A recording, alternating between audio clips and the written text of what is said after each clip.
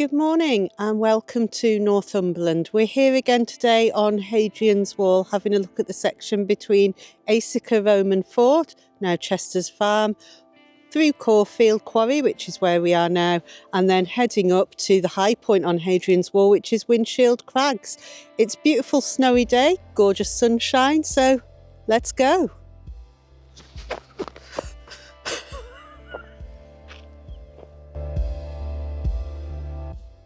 Æsica Roman Fort, known today as Great Chester's, was one of the major forts along Hadrian's Wall, built strategically to protect nearby Caw Gap.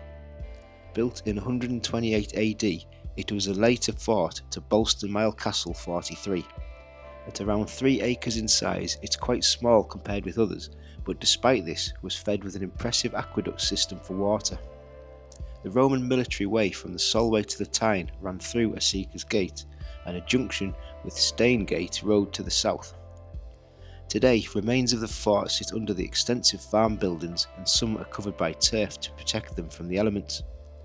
The footprints of a few buildings, the West Gate and Vulture Chamber, remain visible.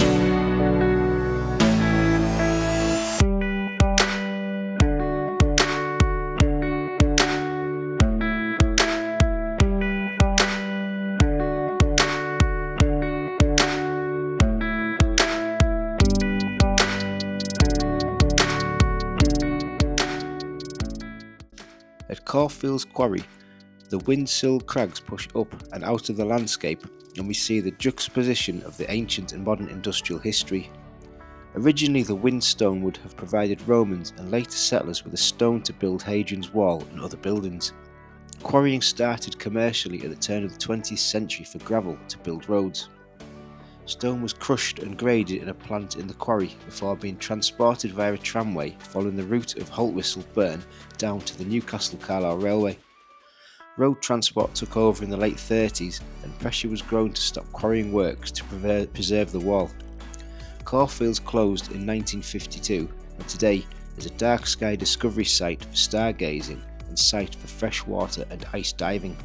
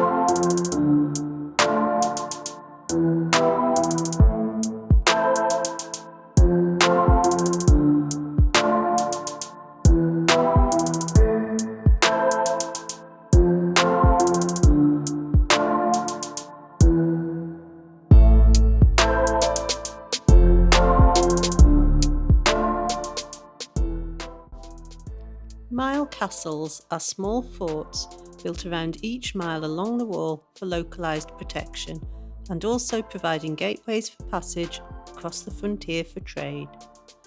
Milecastle 42 was strategically located to protect Caw Gap, a trough in Cawfield Quarry and a weakness in defence along Hadrian's Wall. It was constructed by the 2nd Augustan Legion and covers an area of around 18 by 14 metres. The walls of the Milecastle are over 1 metre high in places, making it one of the most intact Milecastles on the wall. It overlooks a well-preserved section of the vallum and a number of temporary marching camps.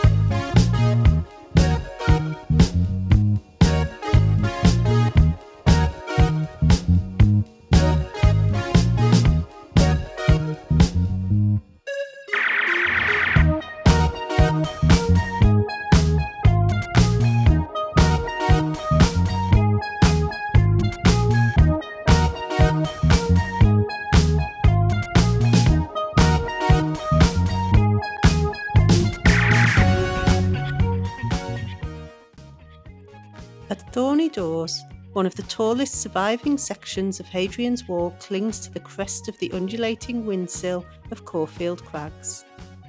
While some is original, other sections were repaired by landowner John Clayton in the 19th century. His workmen excavated stones lying around the wall and used dry stone walling techniques to rebuild and turf top it. His family owned a number of forts along Hadrian's Wall, and John is credited with saving much of the monument, including stopping quarrying on sections he owned and moving nearby buildings.